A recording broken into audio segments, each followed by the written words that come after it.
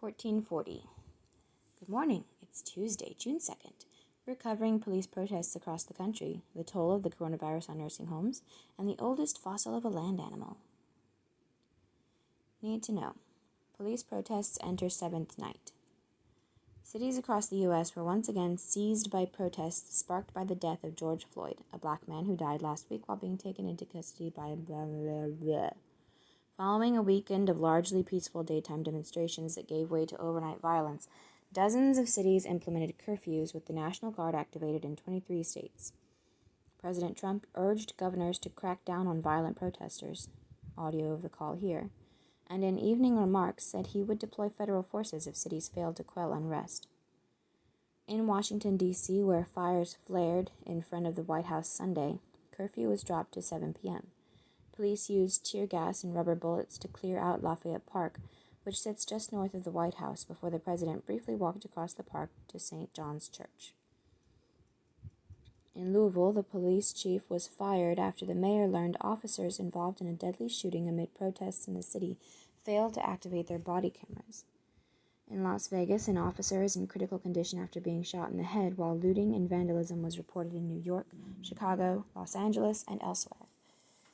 In Minneapolis, tensions eased somewhat, with Minnesota Governor Tim Walz considering pulling back some of the 7,000 National Guard called in for support.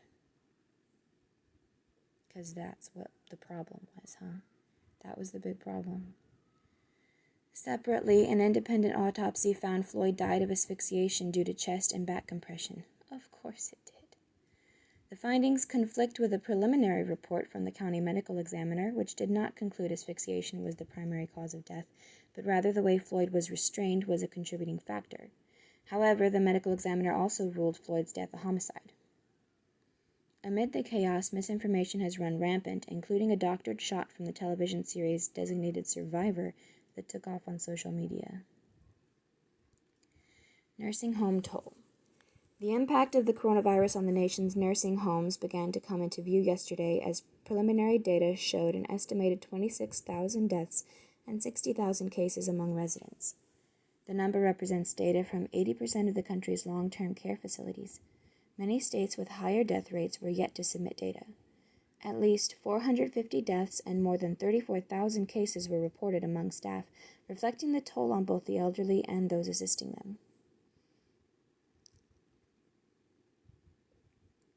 Perhaps it would have helped if many of those nursing homes weren't forced to take in people that they knew had the virus.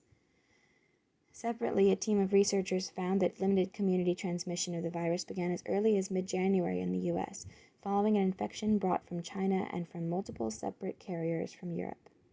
The findings would once again push back the timeline for the outbreak in the U.S.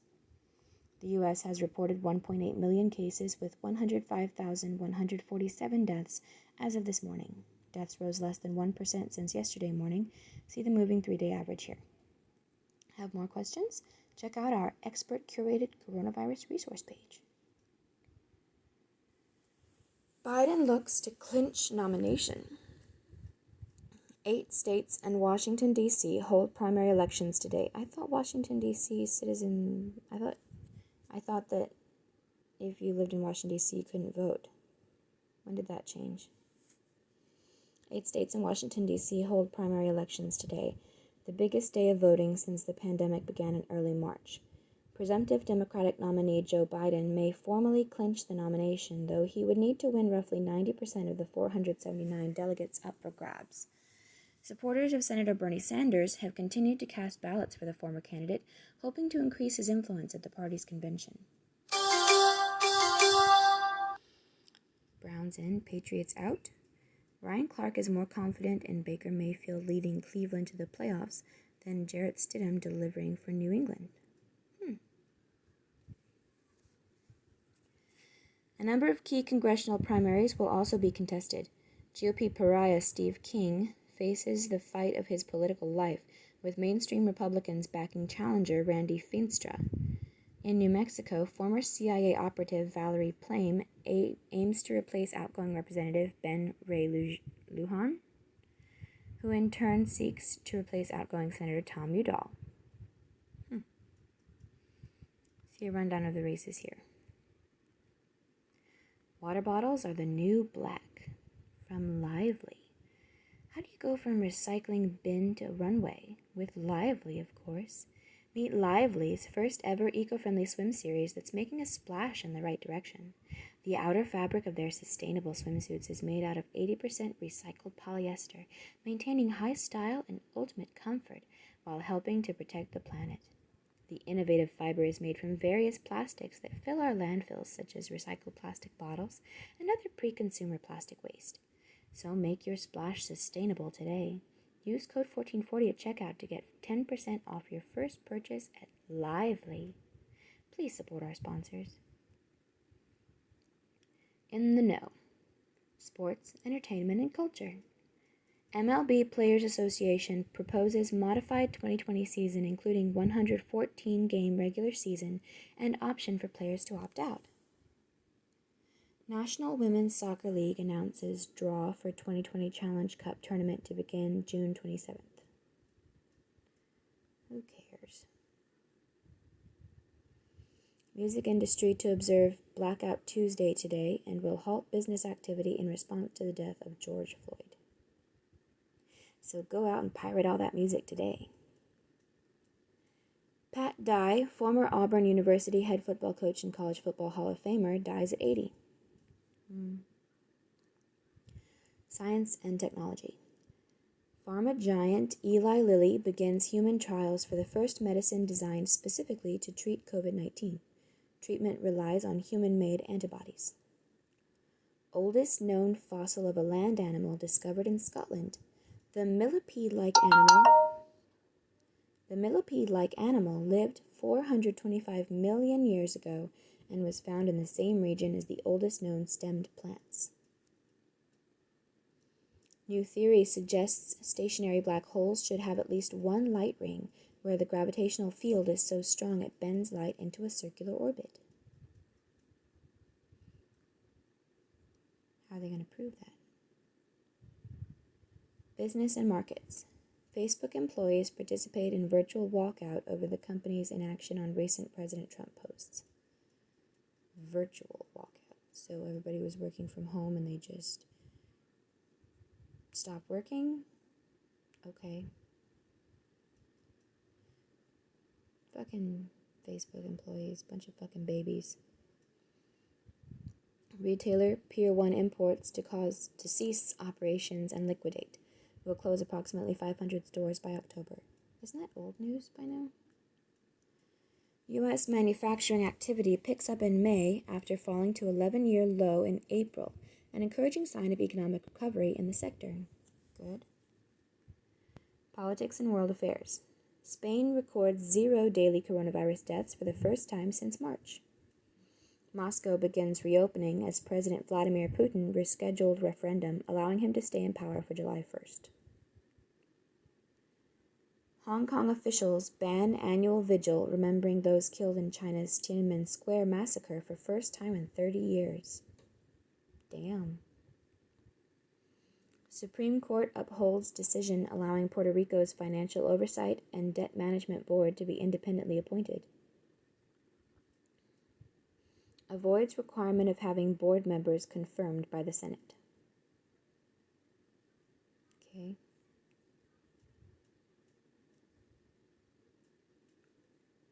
Whose decision was that? Like, what decision were they upholding?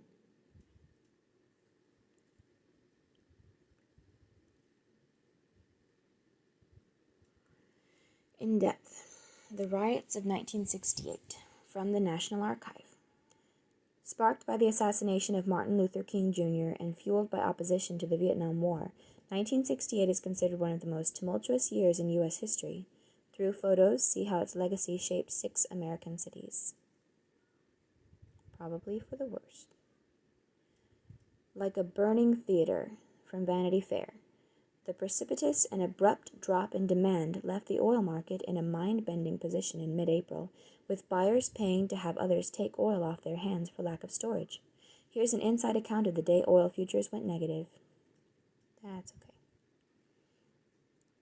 Bras made for lounging. If you didn't think bra and lounging lounging could exist in the same sentence. Lively is the brand for you. They make bras that you can hardly even feel, like no-wire bras, t-shirt bras, and lace bralettes. 100% not going anywhere approved. Use code 1440 at checkout to get 10% off your first purchase at Lively. Please support our sponsors. Etc. Deaths during police encounters have dropped in large cities, but are rising in the suburbs and rural areas. Photos of people coming together to clean up after weekend protests. Well, that's nice. Wouldn't it be nicer if they didn't have to clean anything up? Wouldn't it be nicer if people just weren't sloppy pigs? A stunning visualization of the Earth's plate tectonics. Invest in wine? Vinovest gives investors access to a portfolio of fine wines.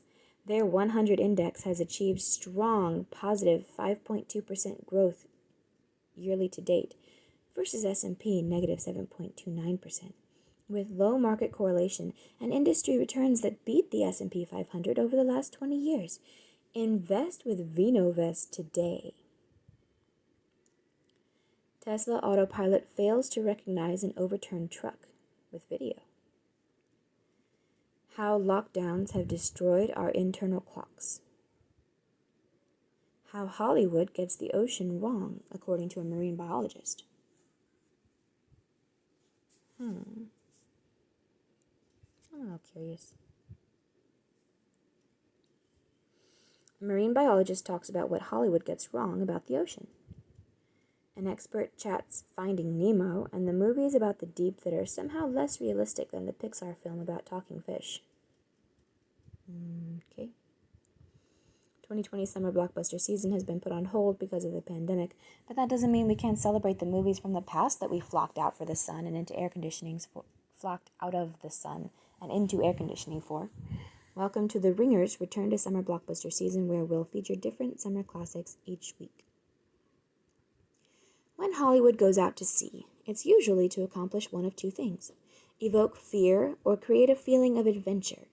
There are so many movies about the unknowns that lurk in the ocean, something that can be played up through emphasizing terrors of the deep, underwater, Leviathan, etc., carnivorous predators terrorizing our shores, Jaws, although Amity Island's mayor is the real villain of that movie, or a sense of genuine wonder, The Abyss, but not so much the infamously hellish production on James Cameron's film.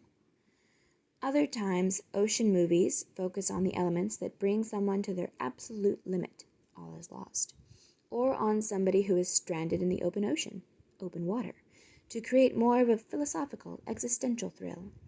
And sometimes movies are about scientists experimenting on sharks to cure Alzheimer's and accidentally making them super smart.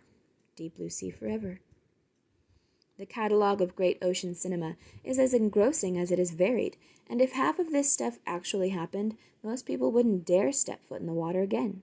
Thankfully, presumably, what we see on the big screen doesn't always get the ocean right, even though that doesn't make these films any less entertaining. But to separate fact from fiction and know what the experts think about Hollywood's interpretation of the ocean, I called up Dr. Stephen Kajura, a professor at Florida Atlantic University's Department of Biological Sciences, for a wide-ranging chat about ocean movies to celebrate Finding Nemo's 17th anniversary. Yes, I will take any reason to phone a marine biologist and run with it. In the past, Dr. Kajura has graciously answered all my pressing, silly questions about Aquaman and 47 Meters Down Uncaged, two films that, shockingly, aren't all that scientifically accurate. By the time we finished talking for the third time, I began to sense a trend in the larger ocean movie canon. Like many industries during the pandemic, the theatrical experience has been put on hold, but we did get a new ocean movie in January called Underwater. It follows the workers at a deep-sea drilling operation in the Marianas Trench that is struck by an earthquake. Naturally, as they try to get back to the surface, they're also being attacked by these creatures hungry for human flesh. What's your takeaway from that? You know, I'm completely unaware of this movie. I didn't even know this one existed. Maybe they're not expecting much from it. It's easier to let it go at that time of the year. That's what January movies are for, unfortunately. But one of the things I did appreciate about Underwater was that a lot of attention was paid to the dangers when you're that far down. One character's helmet is defective and he implodes from the pressure. It's really gnarly stuff. I assume that's a more realistic danger than flesh-eating monsters. What else should someone worry about being at those depths? That's one of the interesting things that I always see with these movies, where people are in these deep-sea submersibles or whatever is the rescue team will bring them up to the surface right away to save them, but in reality you would kill them by doing that. You've been under pressure for so long, and if you were to decompress rapidly like that, you would basically, well, you'd get an extreme case of the bends and die. So I'm glad that they were at least cognizant of that. Actually, at the end of the movie, a couple characters do shoot up to the surface, and they definitely don't adhere to the slow decompression. It's more like a jetpack going off. Ha ha ha. They take their helmets off, breathe the fresh air, and all is great. Yeah, well, not really. So the flesh-eating monsters in question are around the same size as humans, but at the end of Underwater you find out they're all the offspring of a huge Cthulhu-like monster. As was the case with the Meg, I'm guessing there's no chance of discovering some giant monstrosity in the Marianas Trench. There's just not enough energy down there for them. The bigger you are, you need a lot of calories, and there's just not that much productivity in a deep-sea environment to be able to support big organisms. Also, the bigger you are, you feed farther down on the food chain. Think of whales. Whales are the biggest thing in the ocean, but they feed on little tiny plankton, krill, things like that. And they need to be feeding on these little tiny things because you need a lot of it to support their massive size. I'm not going to read this whole thing. I thought this was going to be a list. I hate reading interviews.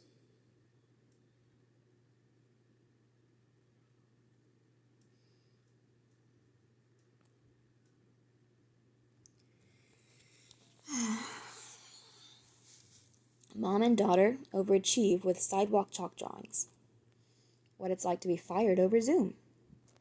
Clickbait. A sparkling dinosaur heads to space. Okie dokie. History book. First Lady Martha Washington born, 1731. Indian Citizenship Act is signed into law in the U.S., 1924. Baseball legend Babe Ruth retires, 1935. Queen Elizabeth II is coronated, 1953. Happy birthday soccer star Abby Wambach, 1980. It's a heavy burden to look up at the mountain and want to start the climb. Abby Wambach. Okay. If you want to start the climb, why is it a heavy burden? Whatever.